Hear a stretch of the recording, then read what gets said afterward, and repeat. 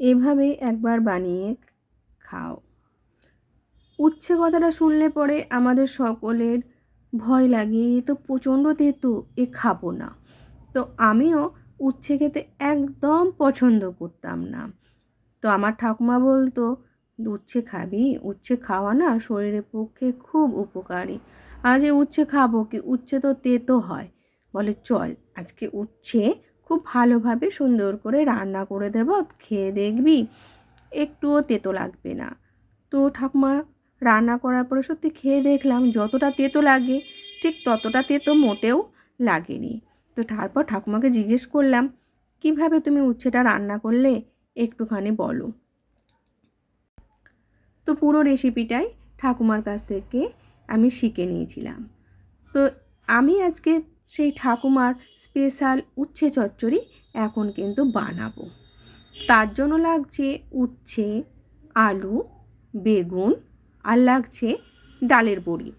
এগুলো দেখতে সুন্দর হওয়ার জন্য লম্বা লম্বা করে আমি কেটে নিয়েছি, যাতে রান্না করার পর দেখতে সুন্দর লাগে। কথাই আছে না, আগে দর্শনধারী তারপরে গুণ বিচারি।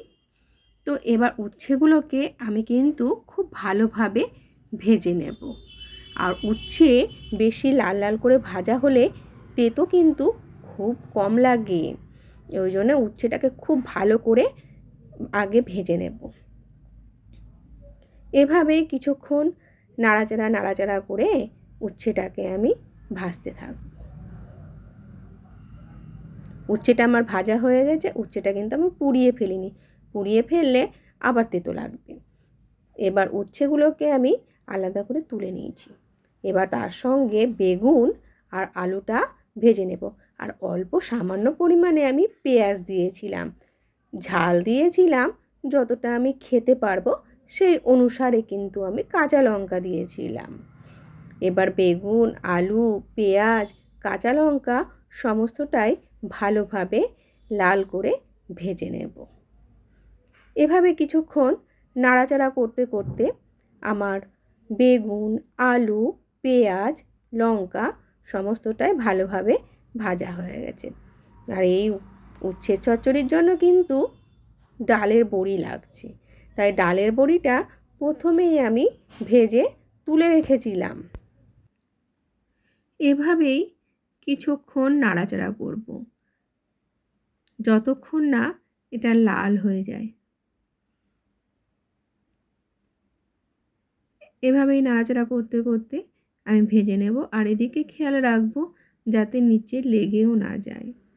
আর আমি এখানে সর্ষের পেস্ট ব্যবহার করব, যেটা হলো প্যাকেটের গুঁড়ো সর্ষেগুলো হয় সেইগুলো। আর এই গুঁড়ো সর্ষে ব্যবহার করার কিন্তু নিয়ম আছে।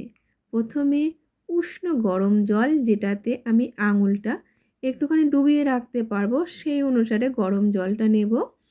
তার মধ্যে 1 চিমটে পরিমাণে নুন দেব। নুন দেওয়ার পরে সর্ষে গুঁড়ো আমার যতটা প্রয়োজন সেই প্রয়োজন অনুসারে আমি সর্ষে গুঁড়োটা দিয়ে দেব। এদিকে আলু, পেঁয়াজ, উচ্ছে আবারও একটু নাড়িয়ে নেব।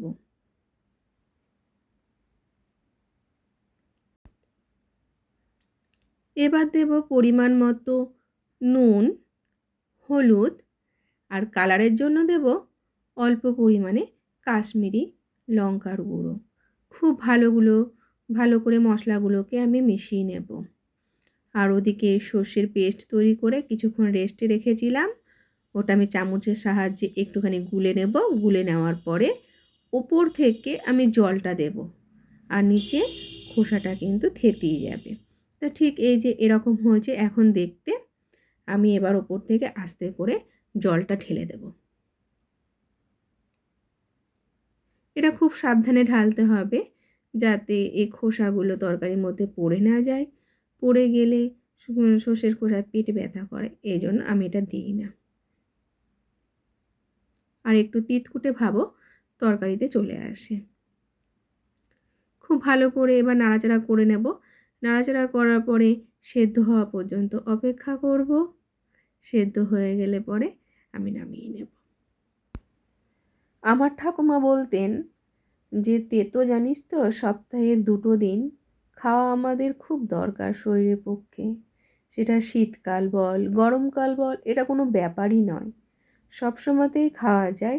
সপ্তাহে অন্তত পক্ষে 2 দিন, বেশি না খেতে পারলে পরেও। আমরা যেগুলো পছন্দ না করতাম সেগুলোই আমার ঠাকুমা বেশি করে রান্না করতেন। যেমন হলো শাক।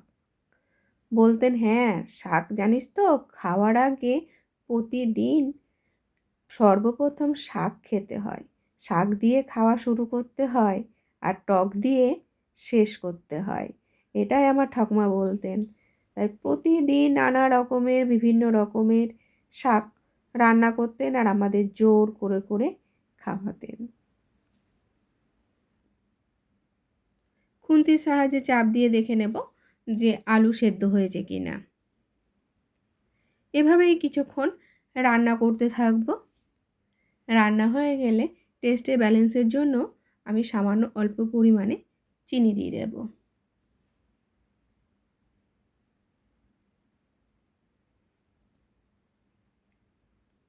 এবার আমি ভেজে রাখা বড়িগুলোকে হাতে চাপ দিয়ে ভেঙে নেব। আমি এইটুকু পরিমাণে চিনিটা দেব। এবার ভালোভাবে কিছুক্ষণ রান্না করে নেব।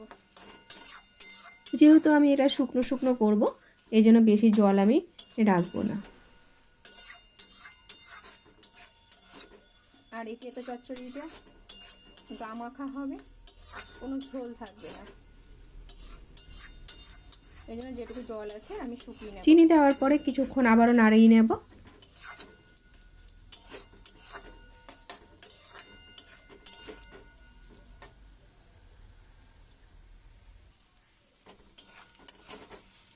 এভাবে কিছুক্ষণ রান্না করার পর এবার আমি ভেজে গুঁড়ো করে রাখা ডালের বড়িটা দিয়ে দেব।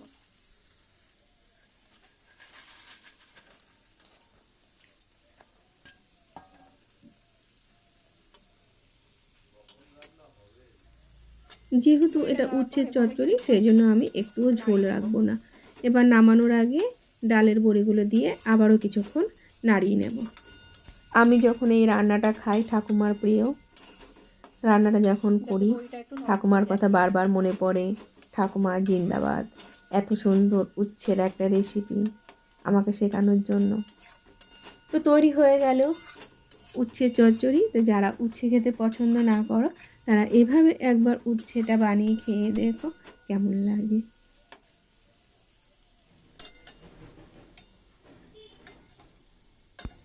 আমার তো খুব ভালো লেগেছে আমার ঠাকুমার তৈরি ওই তেঁতোর রেসিপি। নিশ্চয়ই তোমাদেরও খুব ভালো লাগবে, তোমরা একবার বানিয়ে খেয়ে দেখতেই পারো। আবারও দেখা হচ্ছে ঠাকুমার অন্য কোনো ভিডিও নিয়ে। তৈরি হয়ে গেল উচ্ছের চচ্চড়ি।